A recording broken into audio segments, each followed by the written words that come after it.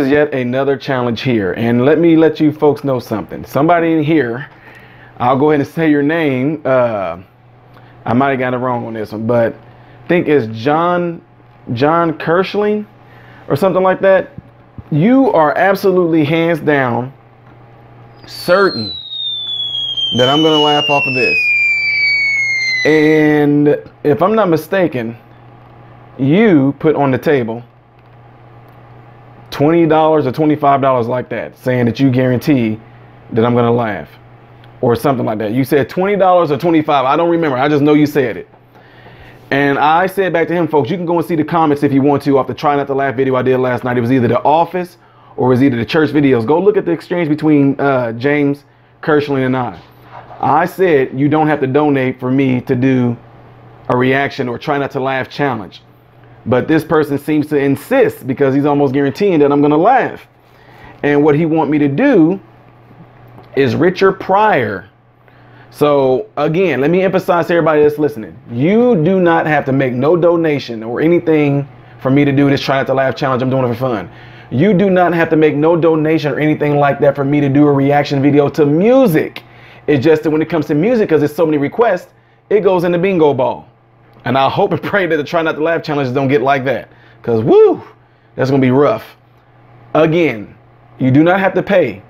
But this person is insisting, okay? So, James Kirschling, you want me to do something with Richard Pryor. You say this goes along with the discussion that you had with some of us as subscribers after the video of the kid slapping his mom on Dr. Phil. So, this is Richard Pryor, Discipline. Okay, I'm getting ready to go right on into this. Let's see what this is going to be about. You know, my grandmother would discipline me, beat my ass. I deserved them too. She used to beat my ass. Remember them switches you used to have to go get yourself to beat your own ass with? And they had them leaves on you, had to go. I see them trees today. I stop the car and get out the car to kill that motherfucker. Right, I see what I say. You won't grow up, you motherfucker.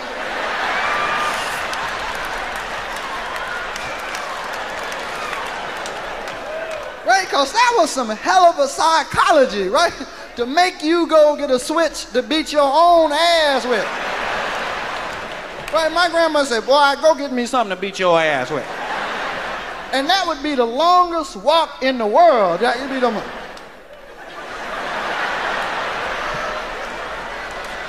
And you knew you couldn't come back with no little one either. Because if you come back with a little one, she's going out there and get the tree and beat your ass with it. Right, you'd be going in the house, that vine makes such a weird sound in your ear, you'd be doing,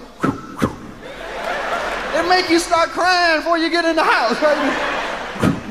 Mama,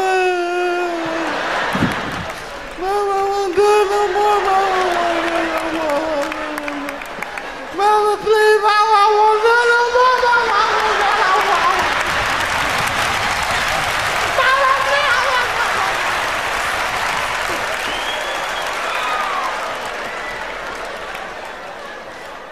And like I said, my mama would beat my ass with anything, right? Like, she'd take them old douchebag pipes. You remember them old long red cars? On them big fat douchebags. You remember my grandmother used to call them a hot water bottle. Used to hang in the bathroom on a coat hanger.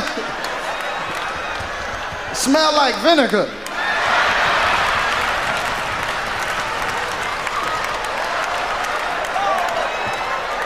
Boy, she'd rip that boy off and tear your ass up.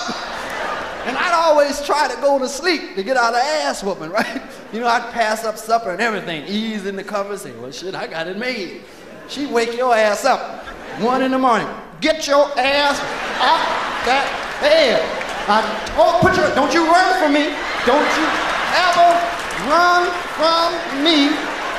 As long as you black, don't you run from me.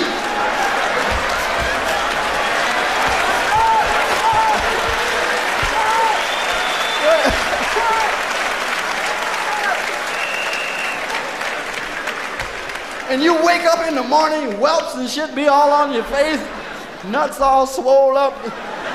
You be good for 8 months. Be no trouble. Because I hated for my father like to discipline me because that motherfucker just hit you with anything. Nigga didn't, he make you hurt yourself. You know, he said, say nigga, you know, fuck your own eye up and shit. And my dad would say shit to me just scare me because I'd be coming in, you know, he called it when I was smelling my piss. He was scary to talk to, right? I say, hey, Dad, I'm going to the movie. You know, he said, say, nigga, you want to take that bass out your voice when you talk to me? I'm going to the movie if you let me, Dad. Please, I hope it's okay. One time I got tired of him kicking my ass. You know, I had a fight with him in the front yard. Well, it wasn't exactly a fight. I did the best I could. I said, man, I'm tired of taking these ass women. I ain't taking no fucking more. And that's it. Hey, what, you a man now, motherfucker? Yeah, okay. And he hit me in the chest so hard that my chest just caved in and wrapped around his fist and held it there. I wasn't letting that fist go. I didn't give a fuck what he did. My chest had that fist. Everywhere he moved his arm, I was hanging on.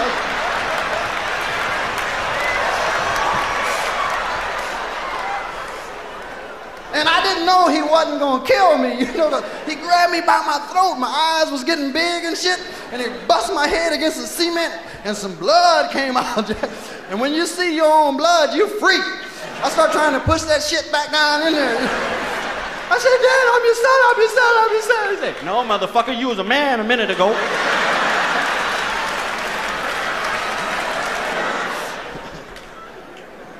He was beautiful though, Jack. Motherfucker had strength. His inner strength, you know, a good human being. Motherfucker had a lot of heart. Say anything that was on his mind, anytime. I mean, he was brutally honest. Like we was going to my stepmother's funeral, and it was like one of the coldest days in the history of Peoria, Illinois, like 20 below zero.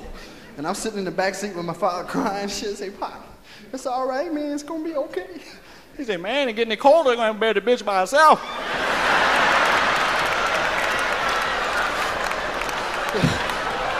No, I'm not lying. That's my father. I wouldn't lie on him, you know.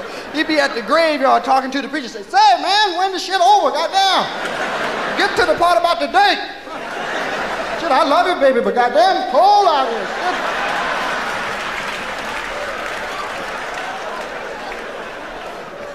Shit. Then you go home, right, and you eat everything. All the neighbors bring food. You know, everybody brings something. You eat and drink, forget about the past and shit. Try to look forward. A lady named Miss Irene brought some dressing, beautiful dressing with almonds, you know. It was beautiful. Miss Irene used to help raise me too, you know, with my grandmother. And she had some beautiful dressing. We was eating it till somebody saw some little feet on their almonds. Say, Rich, there's some feet hanging on my arm. Say, well, you the only one got a roach, motherfucker. The rest of us had almonds. Now kiss my ass. I don't want to hear the shit, all right? My grandmother said, now don't say nothing to her, boy. So you know she going blind. So she can't see very well. She probably left the oven open overnight and they crawled in there. But you did have roaches, baby. You had roaches just like everybody else. They're good too, wasn't they, honey? I said this, damn, you know it's damn near impossible to kill motherfucking roaches. I mean, they just won't die. You be talking about decon, roaches laugh in your face. Roaches come out of them. Hey, when you gonna have some more decon? Say Friday, okay. Say there's a decon party Friday, fella. You got anything for the rats, cause they coming Thursday. Ain't nothing can kill roaches for sure except 12D.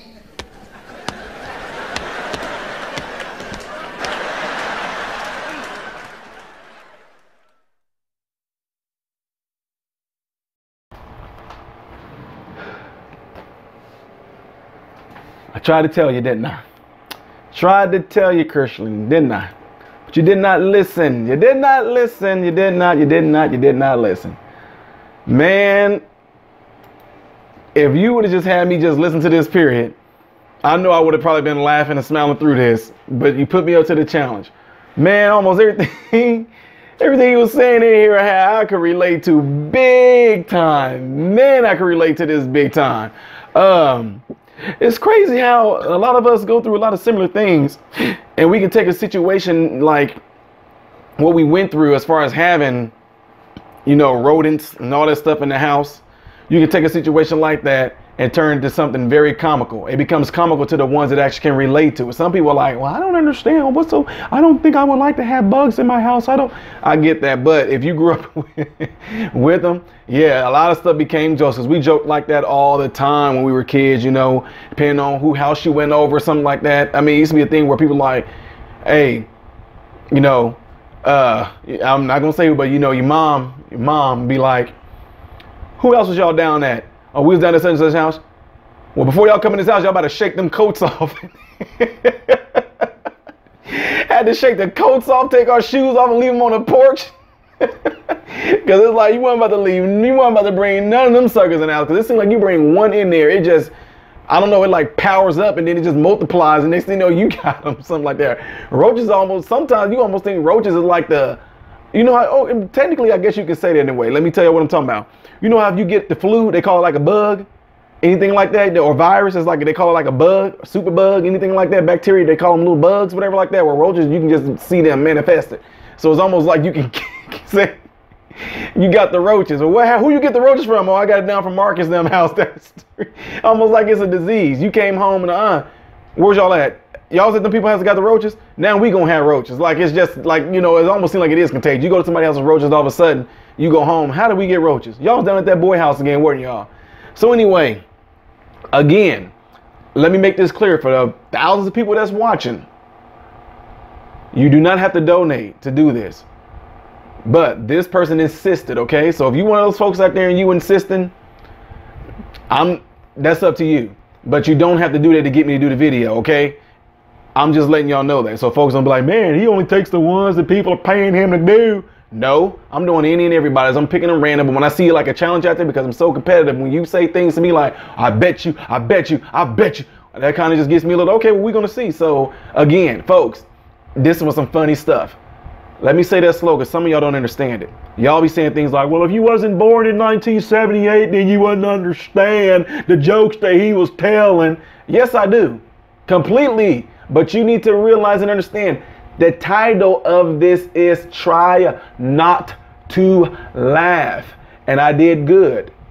Some of y'all still ain't gonna get it, I know. Anyway, to the ones that did, let me know. If you did your best on this, did you laugh? What part did you laugh? Did you do your best to try to hold it in and you couldn't help it and you laughed? Did you? Share that with me in the comments below after this video. If you didn't laugh, cool beans. You want to sing roll with me. We doing this together. No laughing at all. Perfect record. I am Ty Smith, Modern Renaissance Man, hoping and praying that every last one of you guys have food, shelter, and clothing. And most of all, hoping and pray every last one of you guys are in great health. God bless you all in Jesus' name.